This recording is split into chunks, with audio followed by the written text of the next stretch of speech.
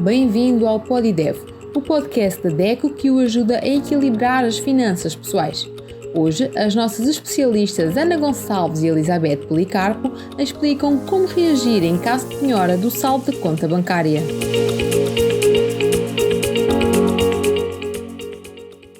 Olá, hoje vamos conversar sobre um tema que causa enormes dores de cabeça aos consumidores. Muitas das vezes leva a dificuldades em pagar as contas do dia-a-dia, as prestações com outros créditos, desequilibra por completo o orçamento do agregado familiar. Estamos a falar de penhora de saldo bancário. É uma situação que leva a muitas dúvidas, muitas questões por parte dos consumidores, que muitas das vezes não sabem como é que a situação decorreu, o que é que devem em concreto fazer quando se deparam com uma penhora de saldos bancários. Estas são algumas das questões que vamos abordar ao longo destes minutos, tentando começar por perceber o que é na prática a penhora de saldos bancários, Ana. Muito bem, Elizabeth. Então, que a penhora das contas bancárias são um mecanismo previsto no âmbito de uma ação executiva que se destina a permitir ao credor obter um pagamento de um valor que lhe é devido mediante uma apreensão do saldo ou de valores depositados numa conta bancária do devedor. Geralmente, os credores ou os exequentes da penhora são empresas que prestam serviço como um fornecedor de eletricidade, um banco ou uma empresa que gera condomínio ou até mesmo uma operadora de telecomunicações. Importa aqui referir que a penhora pode incidir sobre uma conta poupança, um depósito a prazo e, nestes casos, com uma penhora integral dos saldos ou até sob a conta à ordem onde é domiciliado o vencimento. E esta última já com regras específicas. Salientar que a penhora de saldos bancários deve respeitar uma ordem, dá-se preferência às contas em que o devedor é o único titular e só depois às contas em que existem outros titulares. E dentro de cada uma destas deve ser dada preferência às contas a prazo e só depois às contas à ordem. Nós sabemos, Elizabeth, não são os bancos que tomam a decisão de penhorar ou não os saldos das contas dos clientes para pagamento. E na prática, como é que se concretiza a penhora? Que é para os consumidores terem conhecimento. Verdade. Na prática estamos a falar que a penhora começa com o agente de execução, que é quem tramita aqui o processo de cobrança judicial da dívida, a solicitar ao banco, a fazer no fundo um pedido de bloqueio da conta junto à instituição bancária. O banco, quando recebe essa informação, tem o prazo de até 24 horas após ter recebido essa comunicação para bloquear as contas existentes.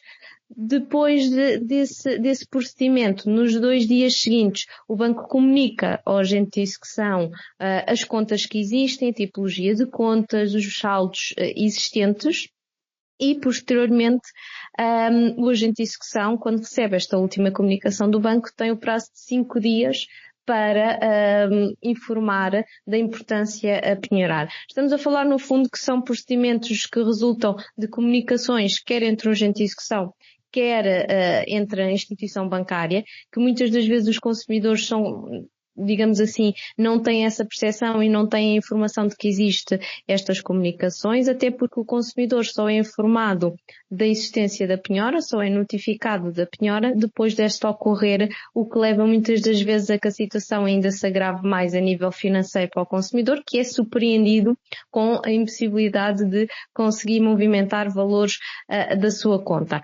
A questão aqui de sublinhar é que existem regras específicas relativamente à penhora de saldo bancário, nomeadamente quando falamos de uma conta onde é domiciliado o vencimento do consumidor.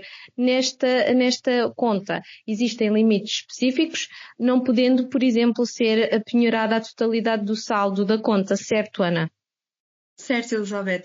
Aliás, a lei é clara quanto a isto. Na conta à ordem, onde é domiciliado o vencimento do devedor, o consumidor tem que conseguir movimentar o valor correspondente ao salário mínimo nacional ou regional, se estivermos aqui a falar de consumidores das ilhas. Nesta situação não poderá ser penhorada a atualidade do saldo da conta. Se não for a conta de domiciliação de vencimento, pode ser penhorada a atualidade do saldo. É de referir que caso a conta seja conjunta, só pode ser penhorada a cota parte do devedor. Por exemplo, estamos a falar, por exemplo, de situações em que imaginemos que existe uma conta conjunta pelos dois cônjuges, em que só um deles é devedora. Ou seja, no processo executivo, se o marido for o único executado, apenas só pode ser penhorado 50% do saldo da conta bancária conjunta, ou seja, correspondente à cota parte do marido. Nem sempre os consumidores têm conhecimento quais são os mecanismos legais para se poder defender perante estas situações, nomeadamente quando são notificados, há prazos que são fundamentais para que possam reagir e que nem sempre os consumidores têm informação para poder agir, e dessa forma, Elizabeth, como é que o consumidor pode reagir perante esta situação? Quando é notificado para penhora do seu rendimento, o que é que ele efetivamente poderá aqui fazer? Que mecanismo é que tem ao seu dispor?